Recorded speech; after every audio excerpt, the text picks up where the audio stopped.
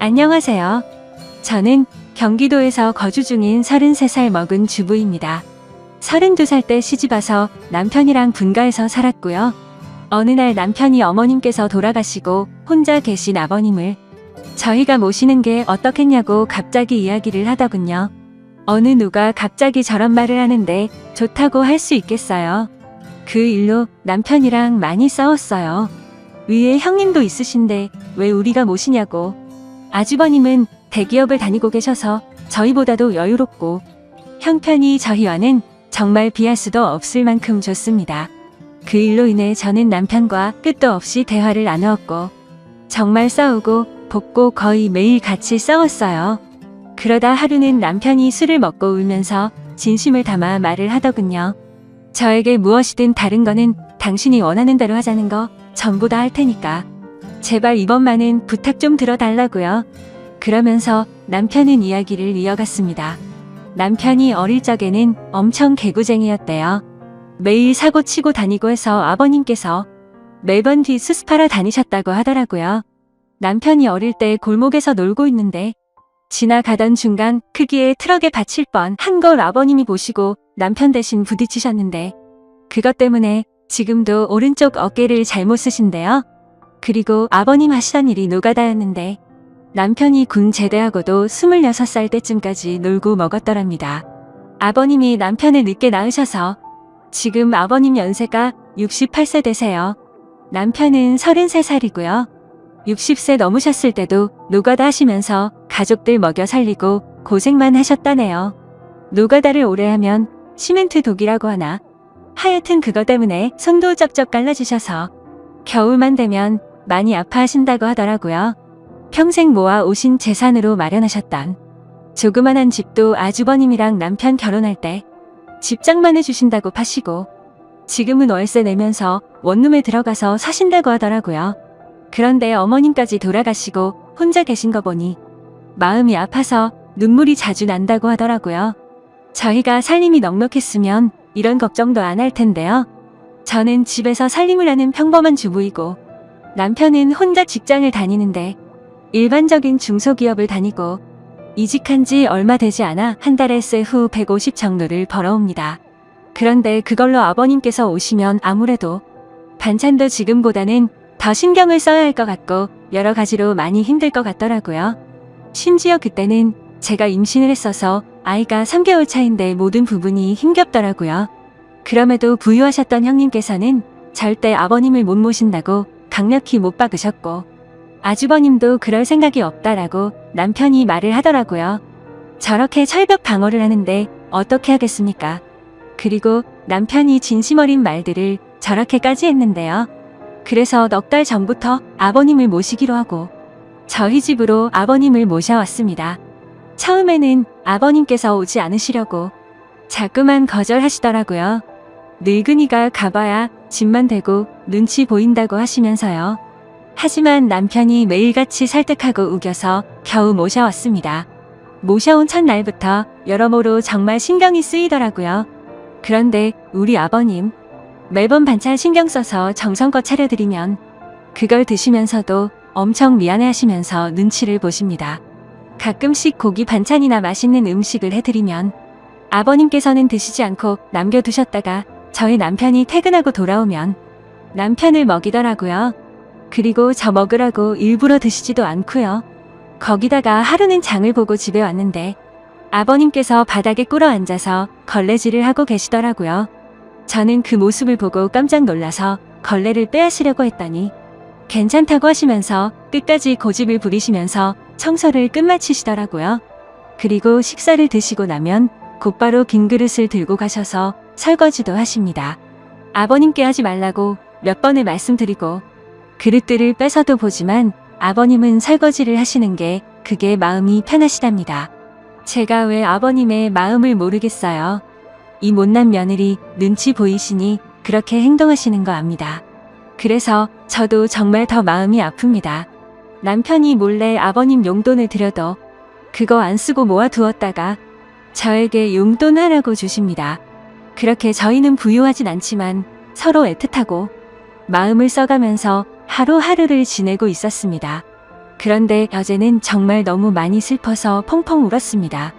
아버님께 죄인이라도 된 듯해서 눈물이 왈칵 나오는데 참을 수가 없더라고요. 한 달 전쯤부터 아버님께서 아침에 나가시면 저녁 때쯤 들어오시더라고요.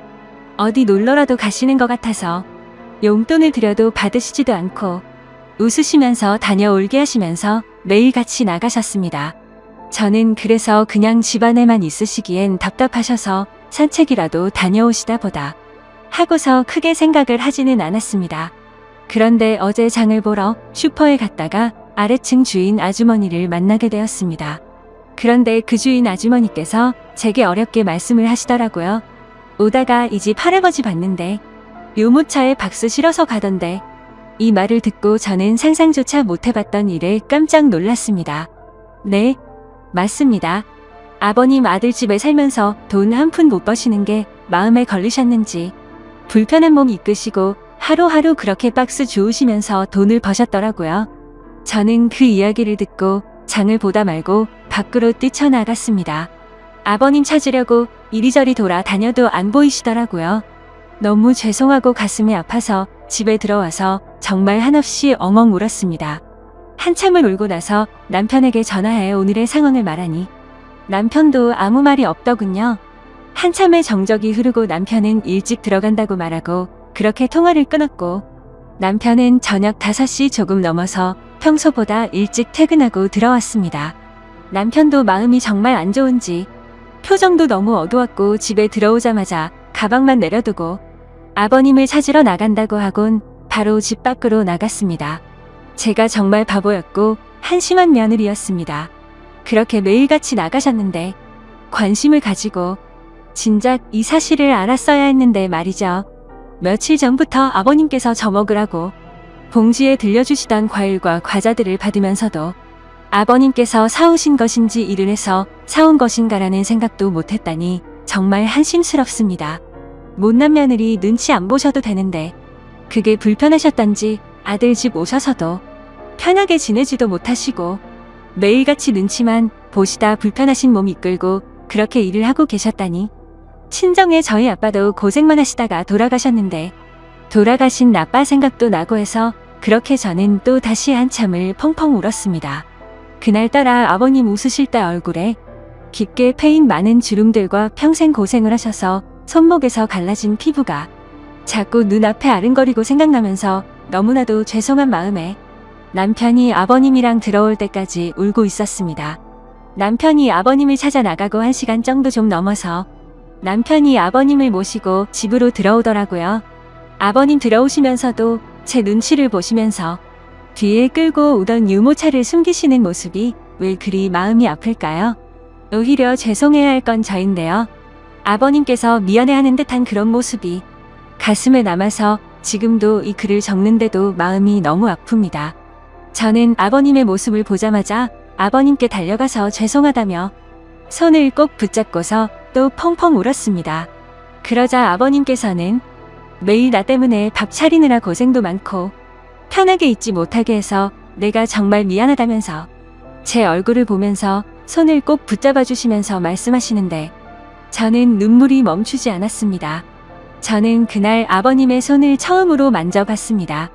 평생을 고생하시면서 지내온 아버님의 손, 심하게 갈라지신 손등과 굳은 살 베인 손에 마음이 너무 아팠어요. 방 안에 모시고 나서도 죄송하다며 그렇게 펑펑 울었습니다. 아버님 식사 챙겨 드리려고 부엌에 와서도 요리를 하고 있는데도 왜 그리 눈물이 그치지가 않던지 남편은 아버님께 다시는 그런 일 하시지 말라고 말했고 앞으로는 제가 더 열심히 일해서 벌면 되니까 그런 일 하시지 말라고 아버님께 확답을 받아냈습니다. 그렇게 이야기를 끝마치고서 3명이 오순도순 모여서 함께 저녁을 먹었습니다. 밥을 먹는데도 아버님 손을 보면서 자꾸 가슴이 아프더라고요. 오늘은 어제 일도 있고 해서 남편이 연차를 내서 쉬는 날이었고 저는 아버님 모시고 시내 나가자고 남편에게 얘기를 했습니다. 그렇게 저희는 다 같이 시내에 나갔고 날이 좀 쌀쌀해져서 아버님 잠바 하나랑 신발을 샀습니다. 한사코 괜찮다고 하시더 아버님께 제가 말씀을 드렸습니다. 자꾸 그러시면 제가 아버님 눈치 보여서 힘들어요. 이렇게 말씀드렸더니 아버님께서는 고맙다고 하시면서 받으시더라고요. 그리고 집에 아버님 심심하실까봐 케이블 TV도 신청했습니다.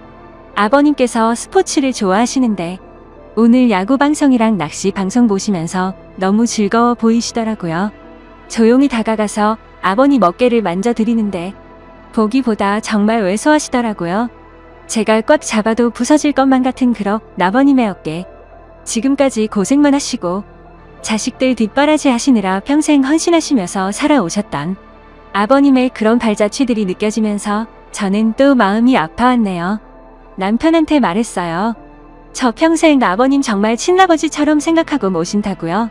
비록 지금은 아버님께서 불편해하시지만 언젠가는 친딸처럼 생각하시면서 대해주실 때까지 정말 잘할 거라고요. 마지막으로 아버님, 앞으로는 제 눈치 안 보셔도 돼요. 제가 그렇게 나쁜 며느리 아니잖아요. 아버님의 힘드신 희생이 없으셨다면 지금의 남편도 없잖아요. 그랬다면 지금의 저와 뱃속에 사랑스러운 손자도 없을 거예요. 저 아버님 싫어하지 않고 정말 사랑해요, 아버님. 그러니 항상 건강하시고 오래오래 사셔야 돼요. 그리고 2번 다시 그렇게 일 안 하셔도 돼요. 저 허리띠 쫄라매고 알뜰하게 살게요.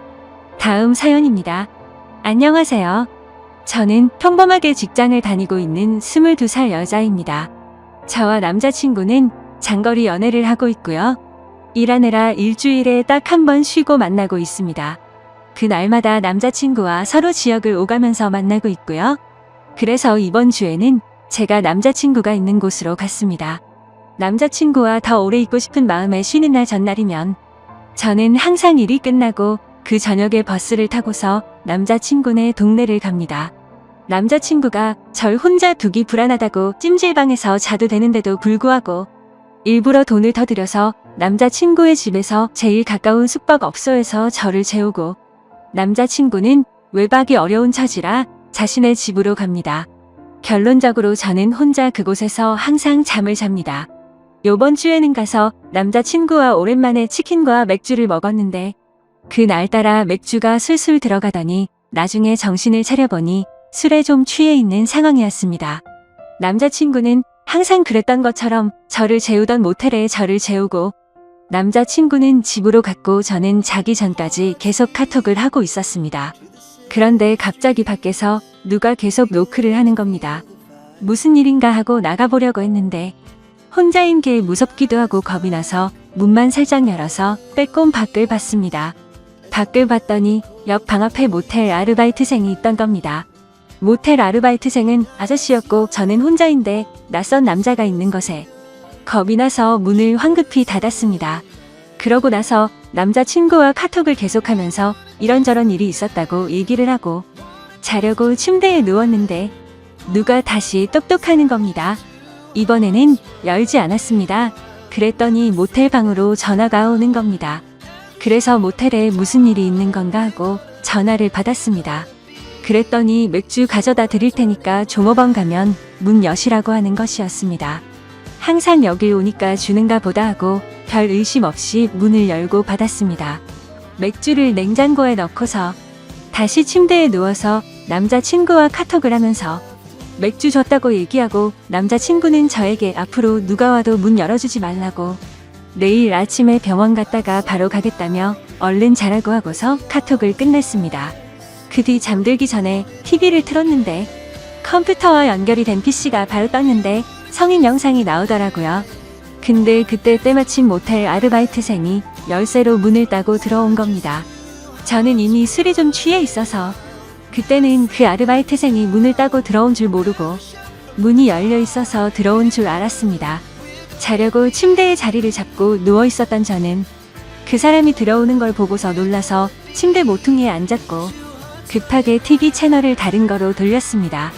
문제는 그때 술에 많이 취해 있어서 기억이 중간에 몇 부분이 나지는 않지만 왜곡되어서 기억되지는 않았습니다. 저는 채널을 돌리고서 무슨 일이시냐고 했고 그 사람의 대답은 기억이 제대로 나지를 않습니다.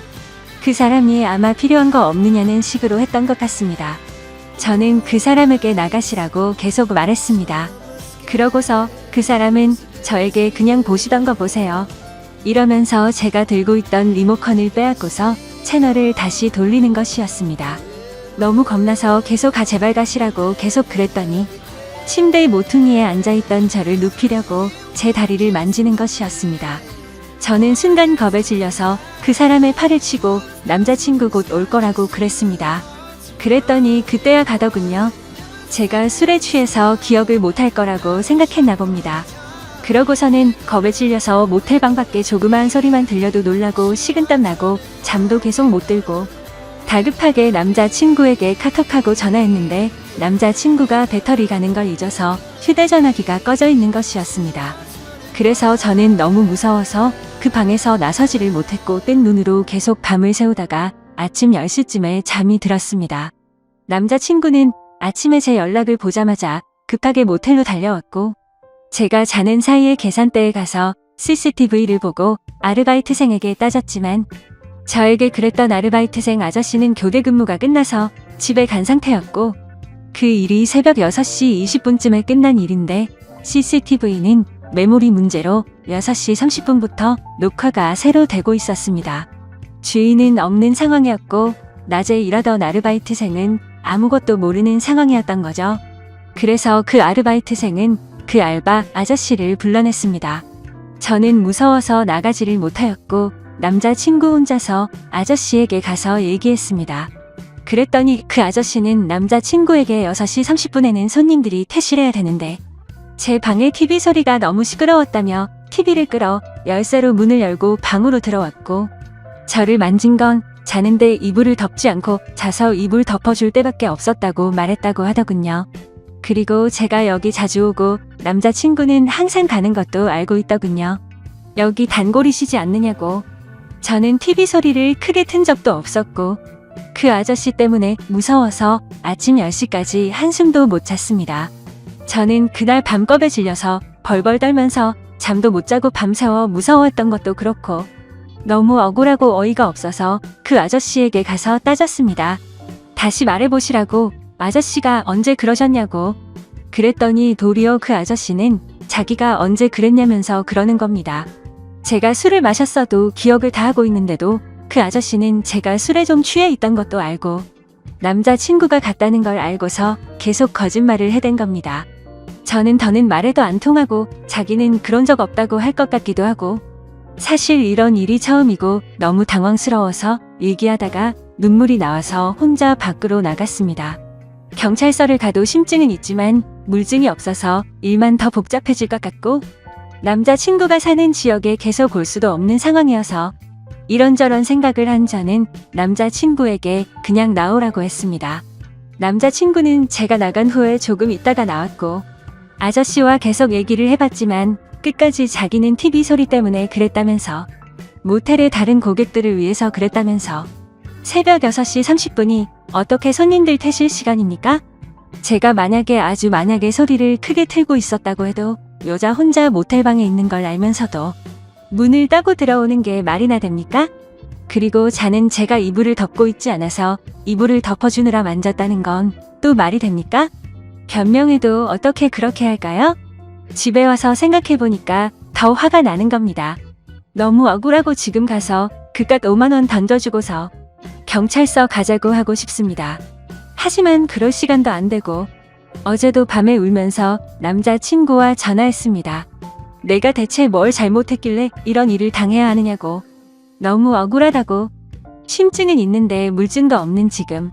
물증이라고는 모텔에 그 아저씨가 들고 왔던 맥주와 새우깡이 있었고 카톡으로 실시간으로 남자친구와 얘기했던 내용이 전부입니다. 그 자리에서 마음 다 풀릴 때까지 해결하고 오지 못하고 바보처럼 제대로 따지지도 못한 저 자신에게 너무 화가 납니다. 남자친구도 자신이 지켜주지 못해서 정말 미안하라면서 죄책감을 느끼고 있습니다. 그래서 이젠 남자친구에게도 얘기하지 못할 것 같습니다. 어떻게 해야 하나요? 누군가에게 말을 한다고 해결되는 것도 아니고 그냥 답답한 마음에 여기에다가 글을 씁니다. 자작 글도 아니고 정말 상처받고 놀라고 힘들었으니까. 악성 댓글은 달지 말아주세요. 여자분들은 조심하세요. 찜질방은 위험해서 남자친구가 돈 더 들여가면서 재웠는데 누가 이런 일이 생길 줄 알았겠어요. 고민 들어주셔서 감사합니다.